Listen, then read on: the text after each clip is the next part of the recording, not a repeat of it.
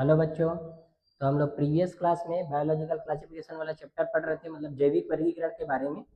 तो इसमें हम लोग 5 जगत वर्गीकरण के बारे में देखे थे। R.H. व्हिटेकर के द्वारा जो दिया गया था 5 जगत वर्गीकरण, उसमें हम लोग kingdom Monera, kingdom protista, kingdom fungi के बारे में हम लोग पढ़ चुके हैं। लेकिन आज हम लोग इस 5 जगत वर्गीकरण के हिसाब से जो ऑर्गेनिज्म इस जो है वो 5 जगत वर्गीकरण में जो नहीं रखा गया था जिसको, उसके बारे में आज हम लोग पढ़ने वाले हैं। ठीक है, क्योंकि ऐसे ऑर्गेनिज्म जो ये 5 किंगडम क्लासिफिकेशन का जो बेस लिया गया था, आधार लिया गया था, उस आधार के अनुरूप काम नहीं करते, इसीलिए इनको अलग से रखा गया है। तो अलग से रखने के लिए, जब अलग से रखा गया तो अलग से हमें पढ़ना पड़ेगा। तो आज हम लोग उसी को देखने वाले हैं कि है ना, कहाँ से हमें पढ़ना है उसको देखने वाले हैं। ठीक है, तो देखो 5 जगत वर्गीकरण में हम लोग 3 जगत वर्गीकरण को हम लोग ऑलरेडी पढ़ चुके हैं। 3 जगत को, kingdom Monera, kingdom protista, kingdom fungi के बारे में पढ़ चुके हैं। आज हम लोग देखने जा रहे हैं पादप जगत या बोल सकते हैं प्लांट किंगडम के बारे में। तो देखिए इसमें है ना, पहले तो इसका डिटेल बेसिक जानेंगे, उसके बाद इसका अलग से चैप्टर है उसके में हम लोग पढ़ेंगे। तो देखें, पादप जगत में, प्लांट किंगडम में पौधे जिसमें क्लोरोफिल युक्त होते हैं, मतलब पौधे जिसमें क्लोरोफिल होता है,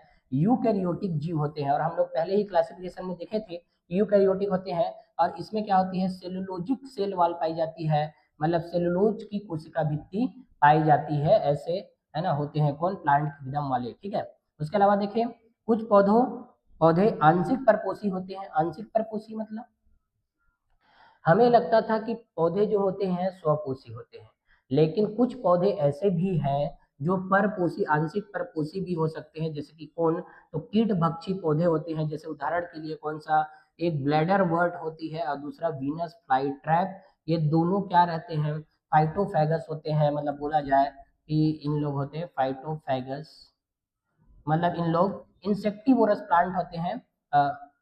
है ना, इंसेक्टिवोरस प्लांट होते हैं, इंसेक्टिवोरस, कीट भक्षी, फाइटोफेगस नहीं, कीट भक्षी, मतलब इसको बोलेंगे इंसेक्टिवोरस,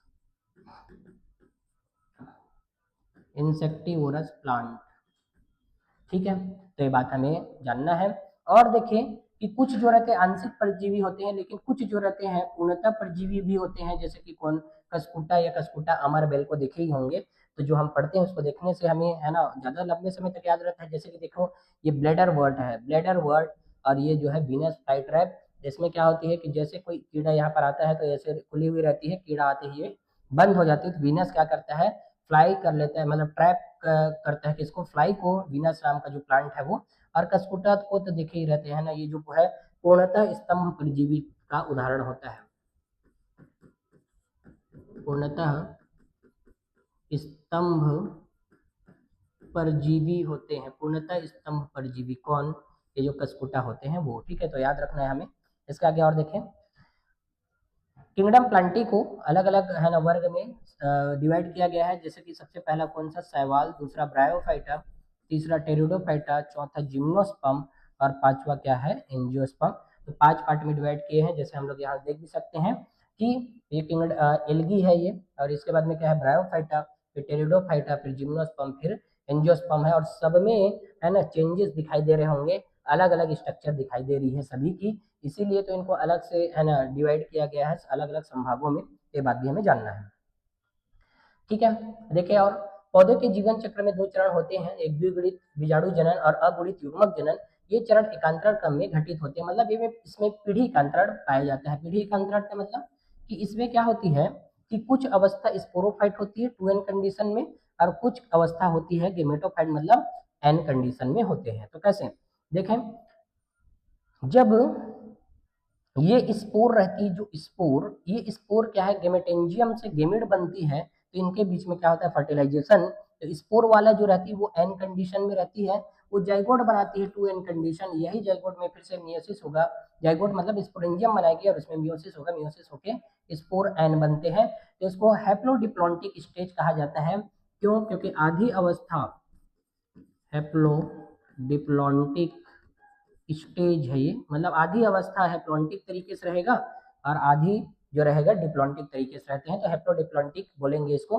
और इस तरीके से ये पूरा है ना साइकिल भी देख सकते हैं हम लोग, है ना। इसके अलावा और देखें, अगला बात करते हैं किंगडम एनिमिलिया के बारे में। तो किंगडम एनिमिलिया में क्या आते हैं, तो जीव बहुकोशिकीय तो आते हैं, पहले से जानते ही हम लोग, मल्टीसेलुलर ऑर्गेनिजम्स आते हैं। परपोषी होते हैं, यूकैरियोटिक जीव होते हैं जिनमें कोशिका भित्ति नहीं पाई जाती है। और पहले हम लोग टू किंगडम क्लासिफिकेशन देखे थे, उसमें भी तो ये जाने थे कि कोशिका भित्ति के उपस्थिति और अनुपस्थिति के आधार पर दो जगत प्रणाली बनाया गया था। पहली वाली क्या थी, दो जगत प्रणाली में एक था प्लांट किंगडम और दूसरा क्या था, एनिमल किंगडम। लेकिन 5 जगत वर्गीकरण प्रणाली के अनुसार इसमें जो एनिमल किंगडम है उसमें बहुकोशिकीय परपोषी यूकैरियोटिक जीव आते हैं और बहुत सारे यूकैरियोटिक जीव इसी में शामिल है। जितना जंतु जगत है पूरा इसी में आता है, पूरा जितने भी जंतु है। ठीक है, तो देखिए इसमें वे भोजन के लिए प्रत्यक्ष या अप्रत्यक्ष रूप से पौधों पर निर्भर करते हैं। सीधी सी बात है, कोई भी एनिमल जो है खाना खुद नहीं बनाते, वो तो या तो डायरेक्टली प्रत्यक्ष रूप से पौधों पर निर्भर करेंगे या तो फिर अप्रत्यक्ष रूप से पौधों पर निर्भर करते हैं। तो किंगडम एनिमिलिया वाले लोग पौधों पर डिपेंड है खाने के लिए। वे अपने भोजन को आंतरिक गुहा में पचाते हैं और ग्लाइकोजन या वसा के रूप में खाद्य भंडारण करते हैं। तो याद रखना, एनिमल का संचित भोजन जो होता है वो क्या होता है, ग्लाइकोजन होते हैं या फैट के रूप में डिपोजिट हो जाती है क्या, खाना जो रहती है, और आंतरिक गुहाओं में क्या होती है, जमा हो जाती है। उनका पोषण तंत्र होलोजोइक टाइप का होता है। इससे पहले वाले क्लास में भी बताया था मैं, होलोजोइक का मतलब होता है भोजन ग्रहण करना, और भोजन पहले ग्रहण करते हैं उसके बाद में फिर उसका डाइजेशन होता है। जैसे एक ह्यूमन में बात करें, पहले ना डाइजेशन चैप्टर था, तो डाइजेशन चैप्टर में पूरा डाइजेशन कैसे होती है, पूरे प्रोसेस के बारे में हम लोग जानते थे। लेकिन अभी है ना, उस चैप्टर को रिमूव कर दिए हैं एनसीईआरटी सिलेबस से। फिर भी हम लोग एक बार आउटलाइन देखते हैं कि देखो यहाँ पर एक ह्यूमन का डायग्राम दिया जिसमें खाना जो डाइजेशन कैसे होती है उसको जानते हैं।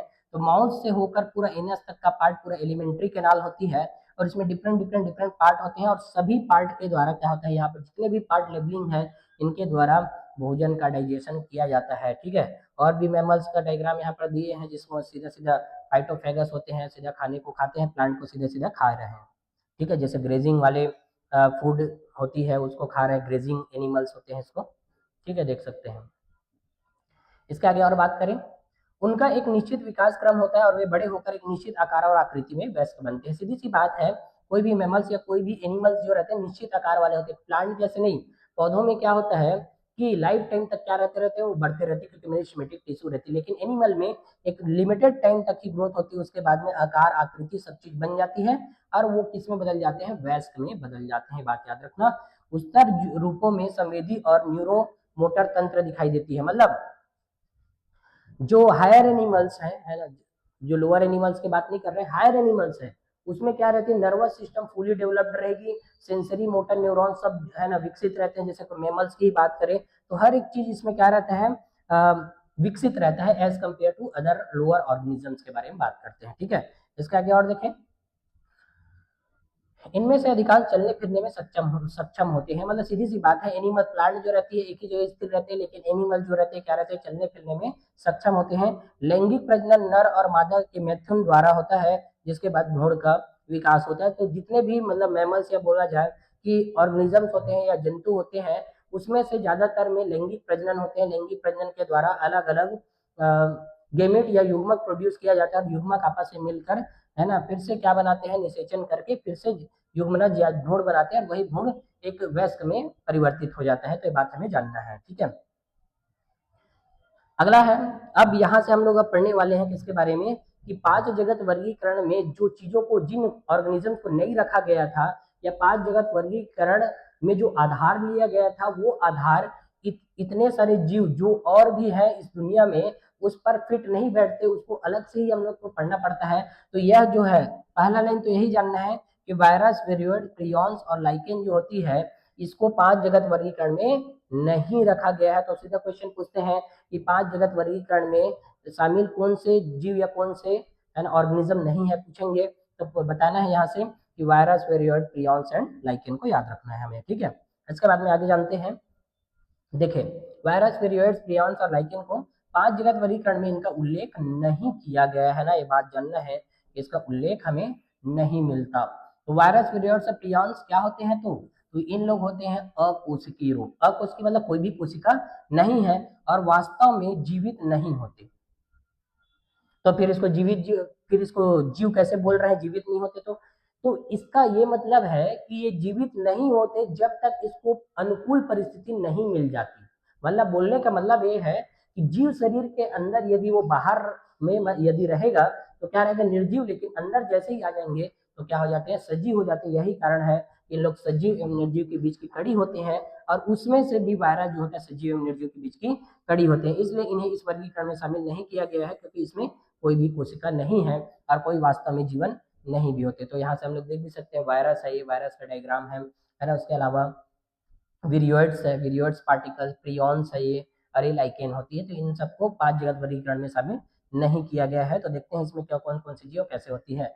तो सबसे पहले देखें वायरस के बारे में। तो वायरस की जीवित कोशिका के बाहर एक निष्क्रिय क्रिस्टलीय संरचना होती है। जीवित कोशिका के बाहर मतलब कोई भी जो लिविंग सेल होती है उसके बाहर जब रहती है ना, तो कैसे दिखाई देती है, निष्क्रिय दिखाई देती है, क्रिस्टलीय संरचना दिखाई देती है, क्रिस्टल के बने हुए संरचना दिखाई देते हैं ये, है ना। कोई प्रोटीन वगैरह कुछ भी यहाँ पर नहीं रहता। वे अनिवार्य परजीवी होते हैं, मतलब ऑब्लिगेट पैरासाइट होते हैं, मतलब इनके पास कोई ऑप्शन नहीं है। जीवित जीव के अंदर या कोशिका के अंदर घुस जाएंगे तो वहीं पर ही रहेंगे, अनिवार्य परजीवी होते हैं। जब वे किसी कोशिका को संक्रमित करते हैं तो वे मेजबान कोशिका की कार्य प्रणाली पर कब्जा कर लेते हैं और स्वयं को पुनरुत्पादित करके जिससे मेजबान कोशिकाओं की मृत्यु हो जाती है। मतलब बोला जाए कि मान लो कोई ये सेल है और यहाँ पर ये वायरस जीनोम वाला जो चीज है इसको क्या करेगा, अफेक्ट करेगा, अफेक्टेड बाय वायरस। तो वायरस के द्वारा अफेक्टेड है, तो ये वाली सेल क्या क्या करने लग जाएगा, इस पर हुकूमत चलाने लग जाएगा और अंत में क्या करेगा, इस सेल को डेड कर देगा। तो अंत में सेल क्या हो जाती है, डेड हो जाएगी, और ये सेल जो है मर जाती है। क्यों? क्योंकि ये अपनी मशीनरी का उपयोग करने लग जाता है वायरस, और इस वायरस अगर अपना प्रतिलिपि करने लग जाते हैं, स्वयं को पुनरुत्पादन करने लग जाते हैं, तो बहुत सारे वायरस के है ना पार्टिकल्स बनाने लग जाते हैं। ठीक है, तो ये बात हमें याद रखना है।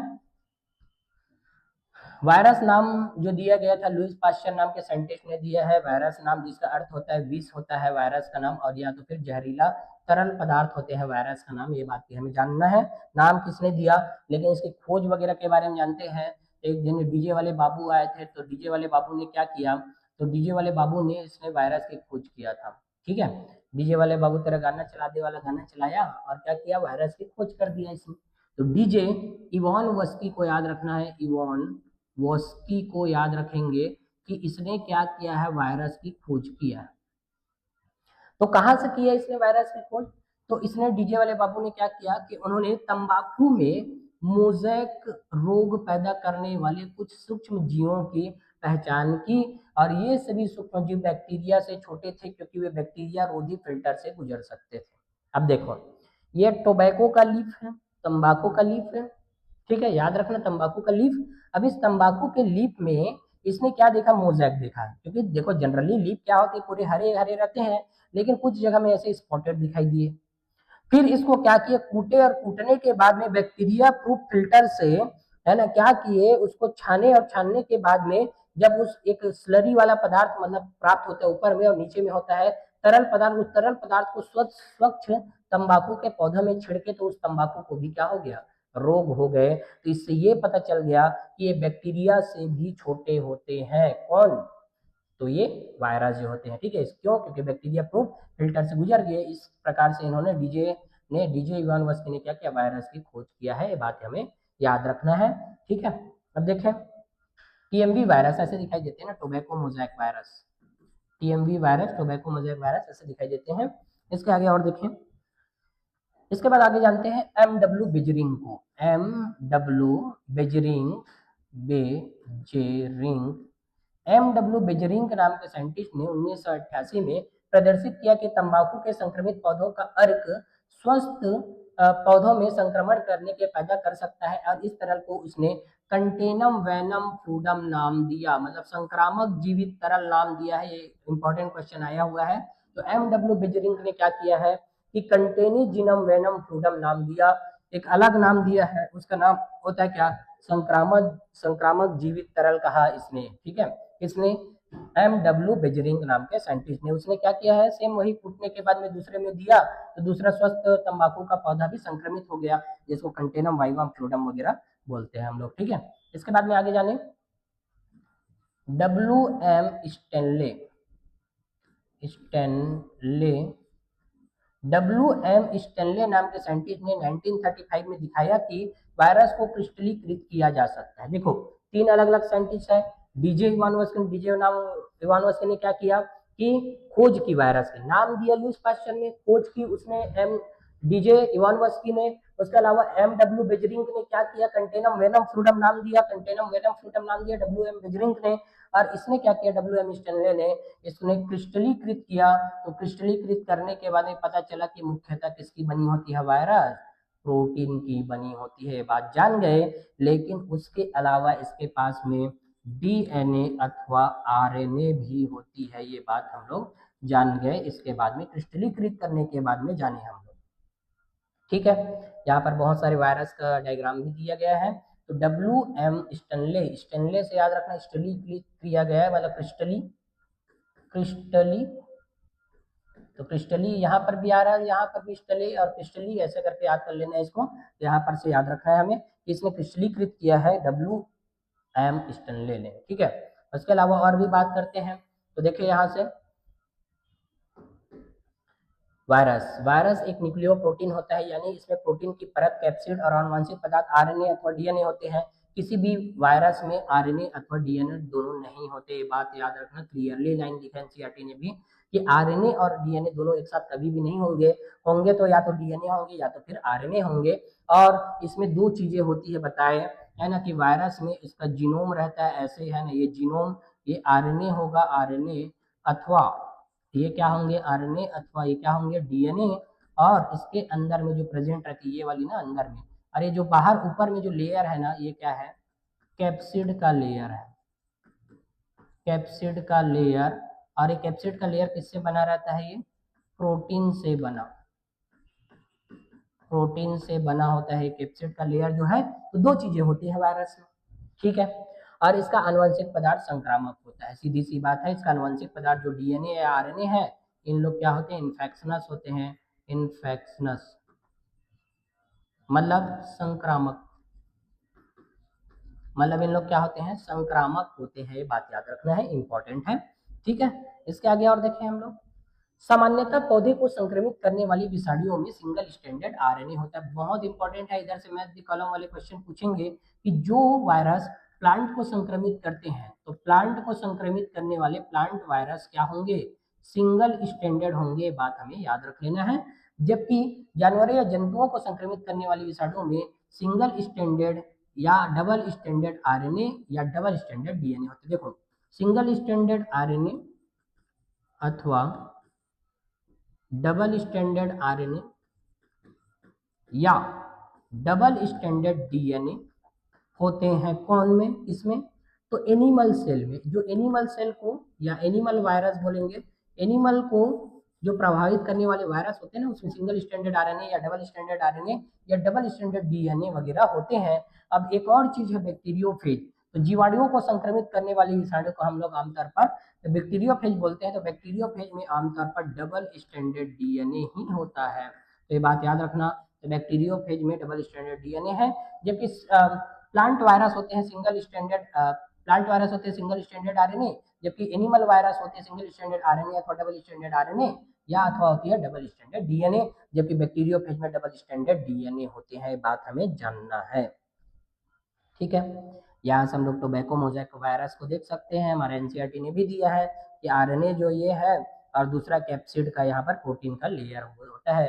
अलग अलग वायरस को यहाँ पर दिखाया गया है, हेपेटाइटिस सी वायरस है, corona virus, herpes virus, birds and है ना, bird flu virus, small pox virus, influenza virus. और ये जो है ना दिखाई दे रही है, ये बैक्टीरियोफेज है, बैक्टीरियोफेज। और बैक्टीरियोफेज क्या होती है, वायरस होती है, मतलब वायरस अटैकिंग बैक्टीरिया इसका बैक्टीरियोफेज, मतलब जिस बैक्टीरिया पर वायरस का अटैक होता है वो बैक्टीरिया क्या हो जाती है, बैक्टीरियोफेज कहलाती है, बात हमें जानना है। ठीक है, इसके आगे और देखें।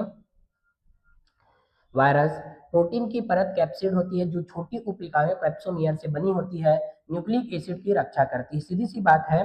ये जो बहुत सारे कैप्सोमियर कैप्सोमियर कैप्सोमियर रहेंगे, इसी कैप्सोमियर को मिलाकर क्या बनती है, कैप्सिड। और यही कैप्सिड न्यूक्लिक एसिड को क्या करती है, प्रोटेक्ट करने का काम करती है, मतलब सुरक्षा देने का काम करती है। जैसे पॉलीहाइड्रल जियोमेट्री है इसकी, और इसकी हेलिकल स्ट्रक्चर होती है। तो हमें याद रखना है कि कैप्सोमियर जो रहते हैं, छोटे छोटे पेटिकांसक बोलते हैं हिंदी में, उसी से मिलकर बनी रहती है क्या, कैप्सिड जो रहती है, तो याद रखना है इसको, प्रोटीन की बनी हुई रहती है, ठीक है। इसके अलावा देखें हम लोग वायरस से होने वाले रोग के बारे में जाने, तो देखो वायरस से मम्स रोग होती है, मम्स, चेचक, हर्पीस, इन्फ्लुएंजा और एड्स, है ना। उसके अलावा कॉमन कोल्ड होते हैं, कॉमन कोल्ड मतलब सामान्य, है ना, सर्दी जुकाम, सामान्य सर्दी जुकाम भी होती है ना, इसी की वजह से। तो ऐसे बहुत सारे रोग होते हैं किसकी वजह से, वायरस की वजह से। पौधों में बात करें हम लोग, तो पौधों में, ये तो एनिमल्स में हो गया, मनुष्यों में हो गया, यहाँ पौधों में इसके लक्षण मोजेक पैटर्न का बन जाना, दूसरा पत्तियों का करली हो जाना, मुड़ना, तीसरा सिकुड़ना, चौथा पीला पड़ जाना, और पांचवा सिराओं का धुंधला हो जाना, मतलब जो वेन्स रहते हैं उसका, छठवां बौनापन हो जाना, सातवां विकास में रुकावट आना। तो ऐसे बहुत सारे लक्षण है जो वायरस द्वारा होते हैं, जैसे हम लोग देख सकते हैं मम्स, है ना, चेचक, हर्पीस, इन्फ्लुएंजा, एड्स। तो इन सब के बीमारी में बहुत, है ना, लक्षण आते हैं, और ऐसे लक्षण आते हैं जो जिसको ठीक नहीं किया जा सकता है, ये बात याद रखना है, बहुत इंपॉर्टेंट है, ठीक है। आसानी से ठीक नहीं होते, कुछ कुछ डिजीज जो है ठीक हो जाती है, जैसे देखो आलू में पत्तियां कर्ल हो जाती है, और ये देखो टोबैको में पत्तियां ऐसी है, ये भिंडी का जो पत्ती है उसमें ऐसे स्ट्रक्चर बन जाते हैं। तो अलग अलग में अलग अलग रोग पैदा करती है, तो है ना हमें याद रखना है इन सबको, है ना। सस्टेंडेड ग्रोथ, विकास में प्रभाव प्रभाव होना, देखो सिराएं धुंधली पड़ जाती है, तो अलग अलग रोग होते हैं किसकी वजह से, वायरस की वजह से होते हैं, ठीक है, क्लियर। तो मेरे ख्याल से समझ आया होगा। इसके आगे और देखें, यहाँ पर सबका डायग्राम दिया गया है ना। टोबैको मोज़ेक वायरस का बैक्टीरियोफेज में देखो ऐसे दिखाई देती है, ये हेड वाला पोर्शन है, ये कॉलर है ना। उसके बाद में यहाँ पर सिथ बनी हुई रहती है ऐसी, और उसके बाद यहाँ पर टेल फाइबर रहते हैं, बैक्टीरियोफेज, है ना। तो यहाँ से हम एक क्वेश्चन जानेंगे, ये तो देखो ये वाला टोबैको मोज़ेक वायरस का डायग्राम दिया है, तो देखो ये बैक्टीरियोफेज है। तो हमें एक बात याद रखना है यहाँ पर, कि जो हमारी गंगा रिवर है ना, गंगा रिवर मतलब गंगा का जल, गंगा का जल जो है हमेशा क्या रहता है, शुद्ध रहता है, शुद्ध क्या रहता है, हमेशा शुद्ध।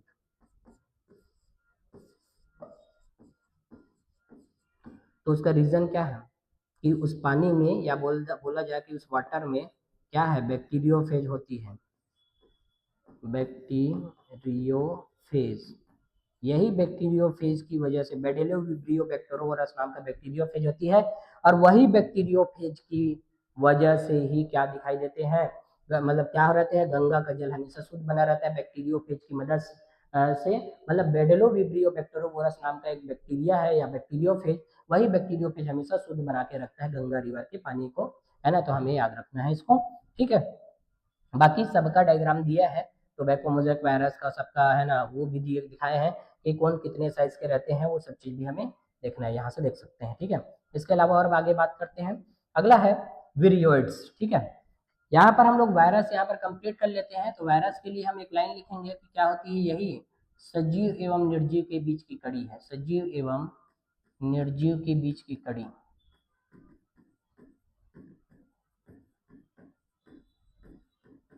सजीव एवं निर्जीव के बीच की कड़ी होती है कौन, वायरस, हमें याद रखना है। अगला है दूसरा विरियोइड्स, यह एक संक्रामक कारक है जिसमें मुक्त निम्न आणविक भार वाला आरएनए होता है।